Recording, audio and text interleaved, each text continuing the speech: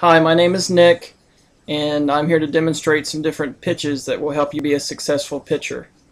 Hall of Fame pitcher Warren Spahn said that hitting is timing and that pitching is upsetting that timing. And he's 100% correct, because if you cannot keep a hitter off balance and keep him guessing, you will not be a successful pitcher. With that being said, if you have one pitch, if you're a good fastball pitcher and that's all you have, even the worst hitter will eventually catch up to that and you won't be successful. So in this demonstration I'm going to show 4 different pitches. I'm going to show how you hold the ball, how you throw it, and how they react differently. Now, the first pitch I want to talk about is a 4-seam fastball, and here's a baseball.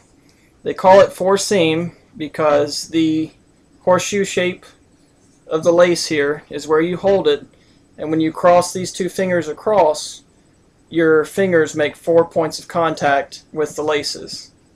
So with the 2 fingers on top of the horseshoe, you want your thumb on the bottom directly below. And for a 4-seam fastball, you're going to hold the ball fairly light like you would an egg. You want to have a little bit of a gap under your hand. You don't want it real tight to your palm. You want it looser. And this is the fastest pitch that someone throws. With a 4-seam fastball, as you throw it overhand, you're going to force backspin on the ball.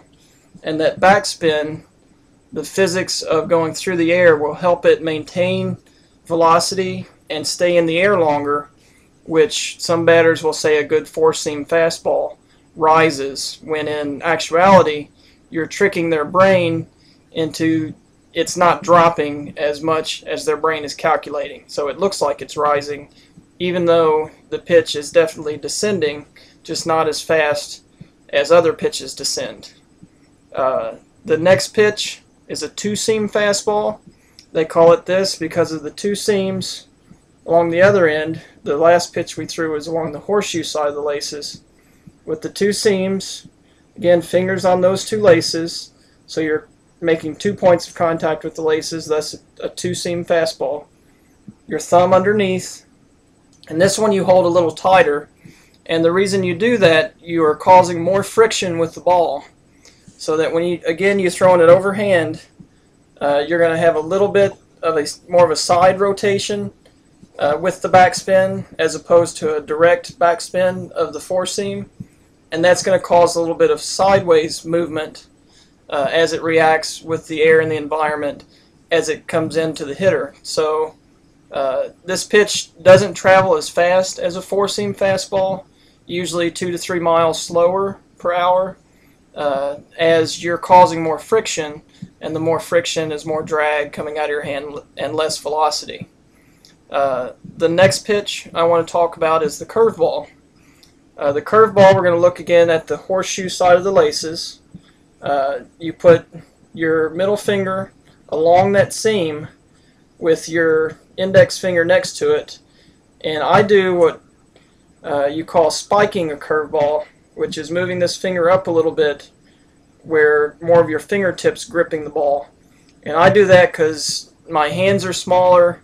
If I want a good grip to get a good rotation on the ball, I need that extra grip by spiking that finger.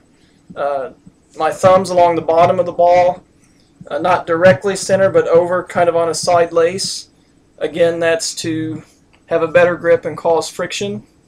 And the key to a good curveball is, as opposed to the fastballs where you're throwing it straight overhand, pulling down to get the backspin, you want to keep the ball facing your ear, so the palm of your hand is facing your head, and you're pulling over with the pitch where your thumb's rotating up as you pull down.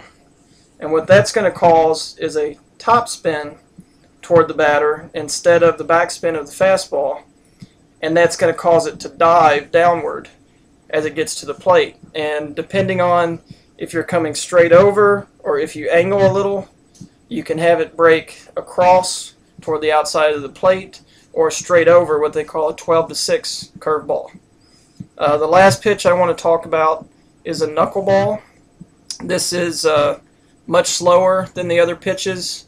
The curveball is dramatically slower from the fastballs. This is a third level of speed, which is good for confusing the hitter. They call it a knuckleball because when it's held, you see knuckles, but misconception is a lot of people think you're holding it with your knuckles. You actually want to hold it with your fingertips. For me, I put my fingernails actually along the edge of the seam, right in the seam, and I usually hold it with 3 fingers. You can hold it with 4. For a little more accuracy, I'll hold it with 3 and kind of line my pinky up to help me aim where I'm throwing it. And the way to deliver a good knuckleball is as you bring it through the plate. I'm holding it kind of like a curveball at first, where the ball is facing me, but I'm turning my wrist toward the batter as I release it, and I flick my fingers like I'd be flicking water. But you don't want to stop. You flick and continue your arm motion so that the ball can travel toward the plate and keep velocity. And the way knuckleball acts, as you release it from your hand like flicking water, you're not causing topspin, you're not causing backspin. The perfect knuckleball has no rotation. So it will come at the batter just like this, and not having spin to react with the wind around, it will appear to actually wobble or shake coming at the batter, and the dramatic loss of velocity, it will drop as it gets to the plate. And wherever it is in reacting with the environment, if it's starting to move left, it's going to drop dramatically left or dramatically right at the plate, so it's unpredictable, which also helps fooling the batter. So the key is to practice these pitches, have good command of the pitches, so that you know at any time you can throw one of these 4 pitches around the plate. If you need to throw it for a strike, you can throw it for a strike. So you're not, if you fall behind, the batter doesn't know you're going to throw a certain pitch because that's the one you can throw for a strike. You need to be able to throw them all for a strike. Then you can really have some fun with it, thinking what the batter's thinking, trying to fool them, throwing it outside, throwing it inside, changing your speeds, and that's how you can always keep a hitter off balance. So I hope through this demonstration I've shown you 4 pitches you can throw: the 4-seam fastball, the 2-seam fastball, a curveball, and a knuckleball. And with these pitches, you should be able to keep the hitter off balance and be a successful pitcher.